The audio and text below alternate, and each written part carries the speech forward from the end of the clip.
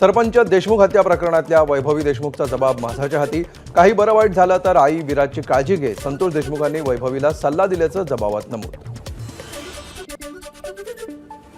Vishnu चाटेच्या हत्येआधी Santosh देशमुखांना phone, Vaibhavi देशमुखच्या जबाबात नमूद. भाऊ एवढं काय झालं, लहान गोष्टीसाठी जीवावर का उठता. विष्णू चाटेशी फोनवरील संभाषणात संतोष देशमुखांचे उद्गार. फोन चाटेचाच असल्याचं देशमुखांनी मुलीला सांगितल्याचं नमूद. संतोष देशमुख हत्या प्रकरणामध्ये 5 गोपनीय साक्षीदारांचे जबाब महत्त्वाचे ठरले. कराड चाटे घुले टोळीच्या दहशतीबाबत गोपनीय जबाबातून माहिती समोर. साक्षीदारांची नावं सुरक्षेच्या कारणास्तव गोपनीय.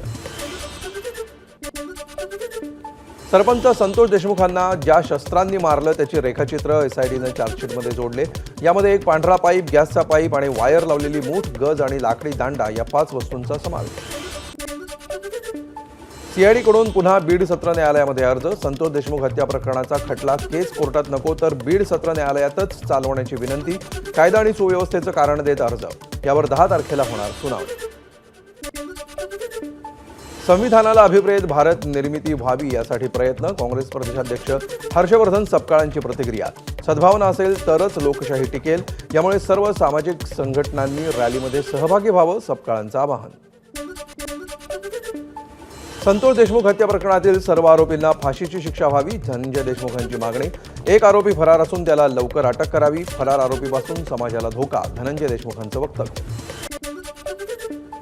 सरपंच देशमुख यांची हत्या करणाऱ्यांना फाशीची शिक्षा द्या. फरार आरोपी कृष्णा आंधळे याला तातडीनं अटक करा. सर्व आरोपींची संपत्ती जप्त करा. या मागणीसाठी अहिल्यानगरच्या पाथर्डी शहरात बंद. शहरातून मोर्चा काढून केला घटनेचा निषेध.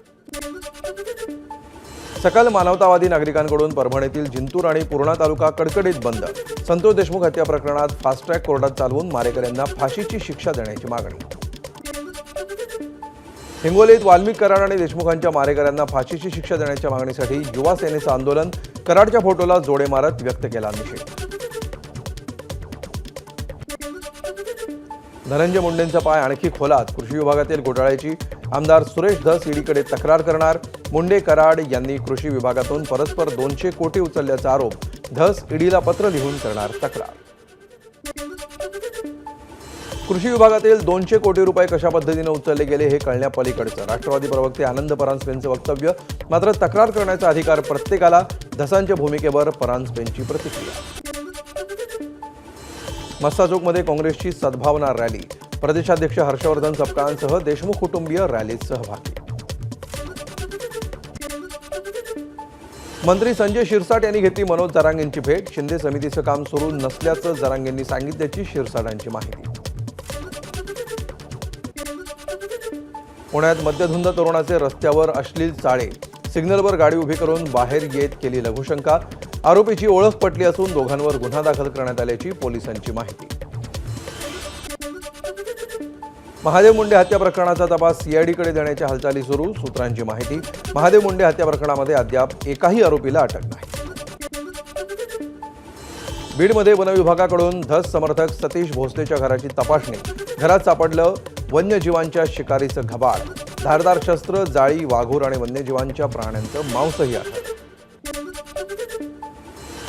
MSRTCचं अध्यक्षपद पुन्हा परिवहन मंत्री प्रताप सरनाईकांकडे. सरनाईकांच्या नियुक्तीपत्रावर रात्री उशिरा मुख्यमंत्र्यांची सही. मुख्यमंत्री फडणवीस आणि एकनाथ शिंदेंमधला दुरावा दूर झाल्याचे एबीपी माझा, उघडा डोळे बघा नीट.